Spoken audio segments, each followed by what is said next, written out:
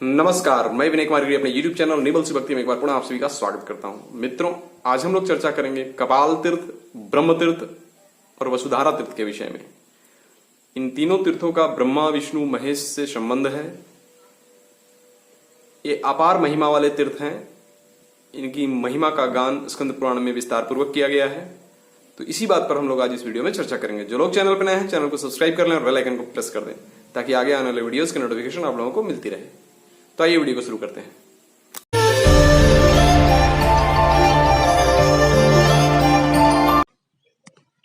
स्कंद ने महादेव जी से पूछा, जहां आपके हाथ से कपाल गिरा है उसका क्या महात्म्य है?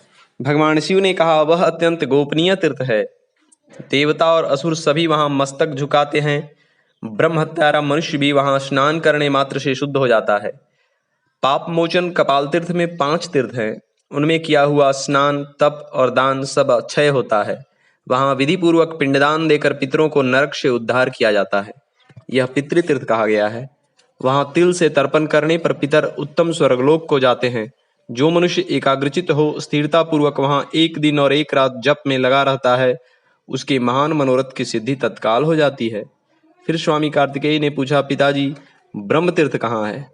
शिव जी ने कहा, एक समय ब्रह्मा जी अपने कमल के आसन पर विराजमान थे। उसी समय मधु और कैटभ नामक दैत्य ब्रह्मा जी से वेदों को चुराकर चल दिए।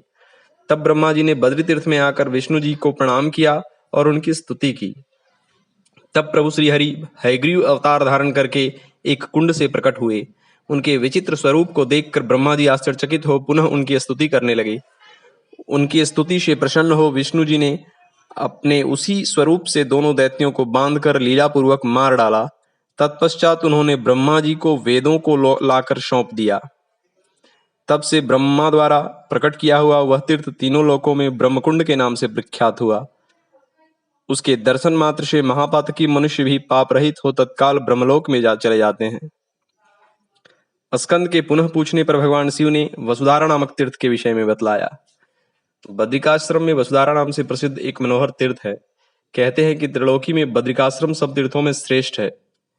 यह बात नारद जी के मुंह से सुनकर सभी वसु वहां गए। उन्होंने पत्ते चबाकर और जल पीकर वहां बड़ी कठोर तपस्या की। इससे उन्हें भगवान का दर्शन प्राप्त हुआ और वे आनंद में डूब गए।